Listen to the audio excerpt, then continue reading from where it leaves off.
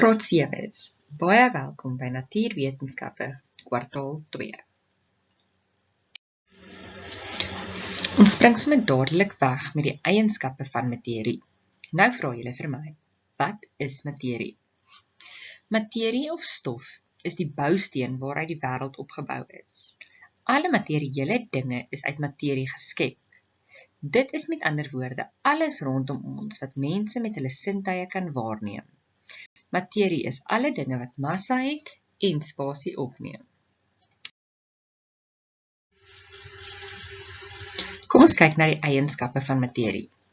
Verskillende materiale het verskillende eienskappe. Dit sal nie 'n goeie idee wees om 'n skoollesenaar met 'n glasblad te maak nie. Glas is bros en sal breek as iemand 'n skooltas daarop laat val.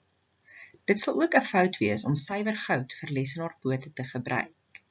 Behalwe dat dit baie duur is suiwer goud 'n sagte metaal en die pote van die lesenaar sal maklik buig. Jy moet die kenmerke of eienskappe van die verskillende beskikbare materiale op aarde ken, sodat jy die regte materiaal vir die beoogde gebruik daarvan kies. Natuurlik het die produksie en gebruik van materiale soos metale, plastiek en brandstowwe 'n impak op die omgewing. Dit is belangrik om materiale verstandig te gebruik om die omgewing te beskerm en te bewaar. Fisiese eienskappe van materiale. Die eienskappe of kenmerke van materiale bepaal die materiaal se geskiktheid vir 'n spesifieke doeleinde.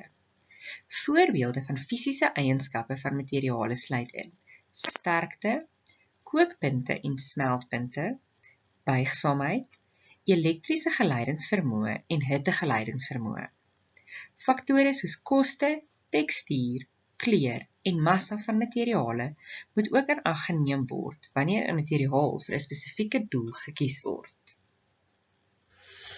Ons gaan aan met die fisiese eienskappe van materiale.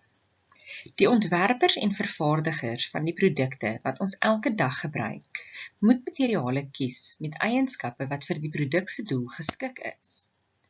Dink aan die deur van julle huis.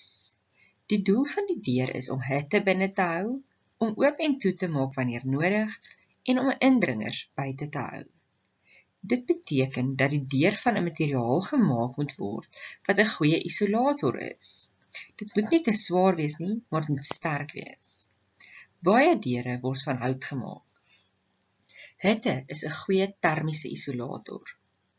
Oor die algemeen word 'n deur eerder van panele as soliede hout gemaak, wat beteken dat die deur lig genoeg is om maklik oop en toe te maak.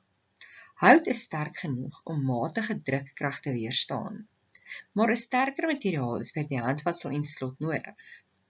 Hierdie dele van die deur word van staal, wat baie sterk is, gemaak. So is al die materiale vir die doel van 'n deur geskik. Ten slotte, dit is al vir hierdie les.